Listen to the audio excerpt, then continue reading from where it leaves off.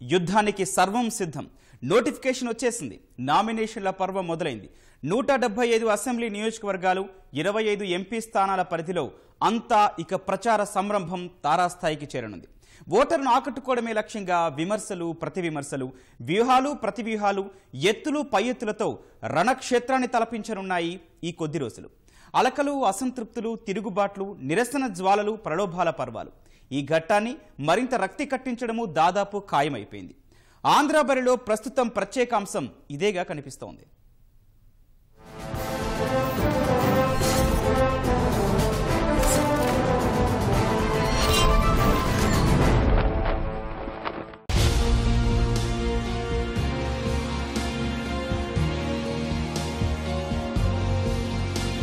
నీ భవిష్యత్ నా బాధ్యత అంటూ ఒకరు,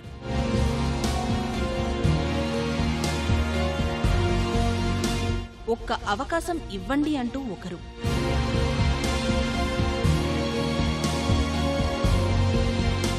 మార్పుకు ప్రతినిధులమంటూ మరొకరు.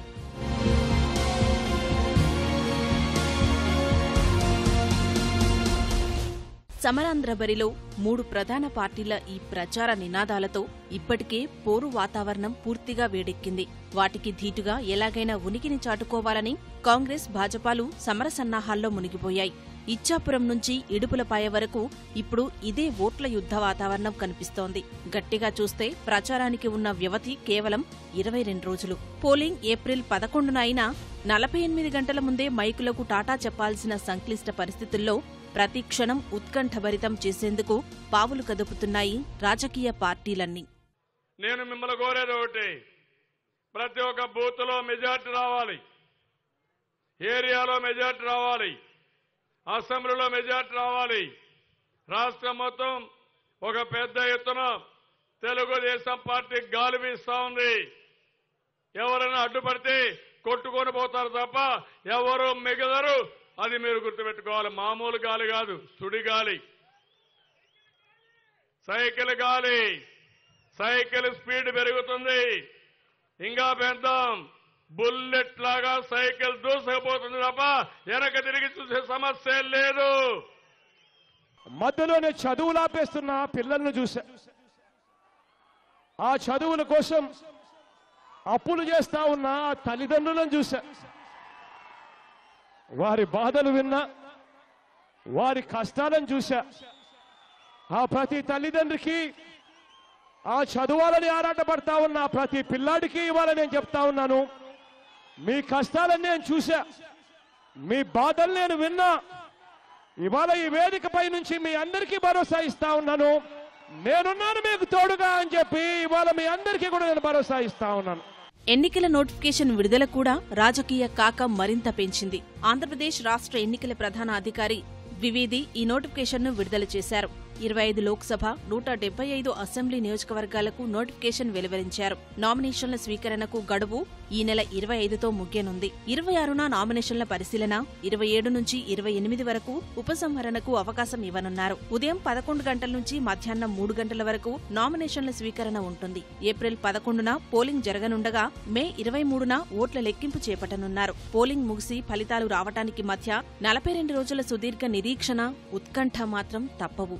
కీలకమైన నామినేషన్ల ఘట్టం ప్రారంభం కావటంతో ఊరూవాడ ఒకటే కోలాహలంగా కనిపిస్తోంది. ప్రధాన పార్టీలన్నీ అభ్యర్థుల ప్రకటనను శరవేగంగా పూర్తి చేస్తున్నాయి. గతంలో మాదిరిగా చివరి వరకు వేచి చూడకుండా ముందుగానే అభ్యర్థులను ఖాయం చేస్తున్నాయి. ఫలితంగానే టికెట్లు దక్కించుకున్న అభ్యర్థులంతా ఉత్సాహంగా ప్రచారం చేస్తున్నారు. టికెట్లు రాని వారు కొందరు అదృష్టం ఇంతే అని సరిపెట్టుకుంటే, మరికొందరు మాత్రం ఆగ్రజ్వాలలు బహిరంగంగానే వ్యక్తపరుస్తున్నారు. పార్టీని నమ్ముకుని ఉంటే అన్యాయం చేశారని, చేసిన సేవలకు విలువ ఇవ్వలేదని ఆవేదన వ్యక్తం చేస్తున్నారు.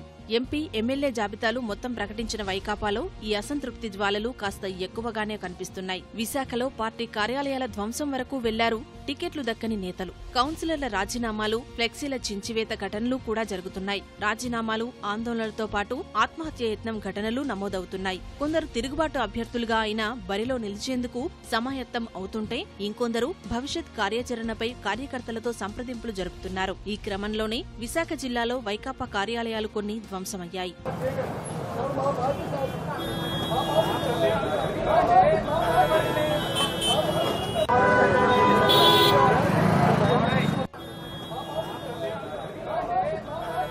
పరిణామాలు ఎలా ఉన్నా రాష్ట్ర రాజకీయాలను తరచి చూస్తే మాత్రం ప్రధాన పోటీ తెలుగుదేశం వైకాపా మధ్యనే కనిపిస్తోంది. వామపక్షాలు బీఎస్పీల దన్నులతో దీటైన పోటీకి జనసేనాని కూడా సన్నద్ధం అవుతున్నా ఆ రెండు పార్టీలు ఇప్పటికే ప్రచార బరిలో దూసుకెళ్తున్నాయి. కొద్ది రోజులుగా రాష్ట్రంలో నెలకొన్న పరిణామాలు ఆ రెండింటి మధ్య పోటీ ఇంకాస్త పెంచాయి. ఫారం 7 దరఖాస్తులు, డేటా చౌర్యం, పార్టీల్లోకి అటూ ఇటూ చేరికలు, హింసాత్మక ఘటనలు ప్రచార అజెండాల్లో కీలక స్థానాలు ఆక్రమించాయి. తెలుగుదేశం వైకాపా మధ్య మాటల యుద్ధం తీవ్ర స్థాయిలో సాగుతోంది. కాంగ్రెస్ పార్టీ విషయానికి వస్తే విభజన గాయాల నేపథ్యంలో గత ఎన్నికల్లో పోటీ చేసిన 173 స్థానాల్లో ఎక్కడా ఒక్క సీటు కూడా గెలవలేకపోయింది. వచ్చిన ఓట్లు కూడా కేవలం 2.77%. ఈ ఎన్నికల్లో ఆ లోటు కాస్తైనా పూడ్చుకోవాలని ప్రయత్నం చేస్తున్నారు కాంగ్రెస్ పెద్దలు. కేంద్రంలో అధికారంలోకి వస్తే హోదా ఇస్తామన్న హామీపైనే ఆశలన్నీ పెట్టుకుని ప్రజల మధ్యకు వెళ్తున్నారు. కానీ ఒకరి వెంట మరొకరు ఉన్న సీనియర్లు కూడా పార్టీని విడిచి వెళ్లిపోతుండడం వారికి ఇబ్బందికరంగా మారింది. భాజపా మాత్రం అన్ని స్థానాల్లో ఒంటరి పోరుకి సిద్ధమవుతోంది. చేసిన అభివృద్ధి, నెరవేర్చిన హామీలే ఓట్లు రాల్చుతాయని కమలనాథులు నమ్మకంతో ఉన్నారు. ఈ రాజకీయ సమరాంగణంలో మరో ఆసక్తికరమైన అంశమూ ఉంది. అదే ముహూర్తాలు. బరిలో దిగే అభ్యర్థుల అనుచరగణం నామినేషన్ల దాఖలకు మంచి రోజులను తెలుసుకునేందుకు పురోహితుల ఇళ్ల వద్ద పడిగాపులు కాస్తున్నారు. 18 నుంచి 25వ తేదీలోపు నామినేషన్లు దాఖలు చేయాల్సి ఉంది. గడువు 8 రోజులున్నా 23వ తేదీ 4వ శనివారం, 24న ఆదివారం సెలవు రోజులు, 19వ తేదీ మంగళవారం సెంటిమెంట్గా భావిస్తారు. మిగిలింది కేవలం 5 రోజులే. అందులోనూ జాతకాల ఆధారంగా ఏ రోజున వేస్తే బాగుంటుందన్నది అభ్యర్థులు తెలుసుకుంటున్నారు.